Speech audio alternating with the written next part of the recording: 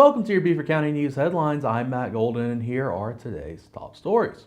Since Burton Fire started teaching CPR in schools, there have been 3 patients saved, and that's why experts say that classes like the First Responder Program are so important. Beaufort County EMS and Burton Fire Department teamed up to teach students at Well Branch Early College High School the key components to saving a life.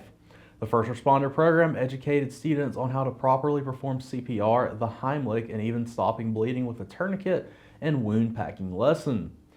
Feels like something that we could take on for years and years and years because this is something every child needs to know in order to save someone's life, said Aniyah Roberts, a freshman at Well Branch.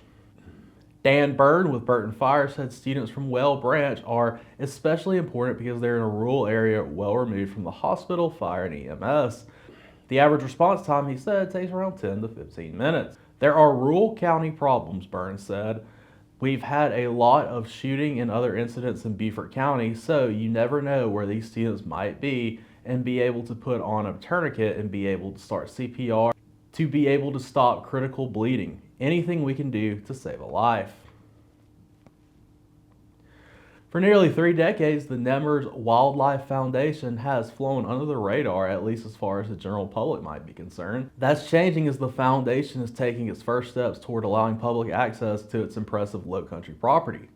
The 10,000-acre research-oriented private preserve is tucked into the northern tip of Beaufort County, hemmed in the U.S. Route 17 to the north and the Combahee River to the east. The gates that mark the driveway onto the site are easy to miss if you're speeding along from Beaufort to Charleston.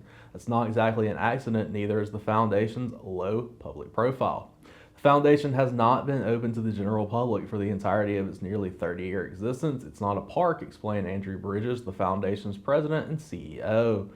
One of the things you have to be cognizant of as we grow is keeping this as a protected area for endangered species and researchers while at the same time engaging more with the community, he said.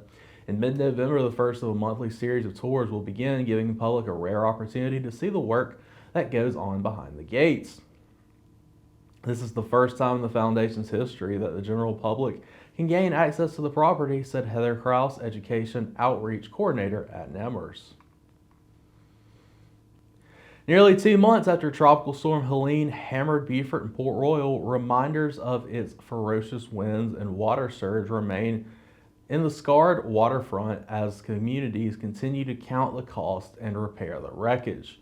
The Gulf of Mexico hurricane that hit Florida was a tropical storm by the time it reached South Carolina on September 27th, but it still packed a punch. Its winds howled up to 75 miles per hour, storm surge rocked docks and boats when it was all over. Trees and debris littered roadways. Down power lines left thousands without electricity. Docks were twisted, heaps, and boats were beached. More than $400,000 in damage has been documented to the public waterfront facilities in both communities. Linda Roper, director of Beaufort's Downtown Operation and Community Service, said that the damage to the city's dinghy dock and the city's marina located next door is at least $300,000, with damage to the dinghy dock accounting for $200,000 of the total.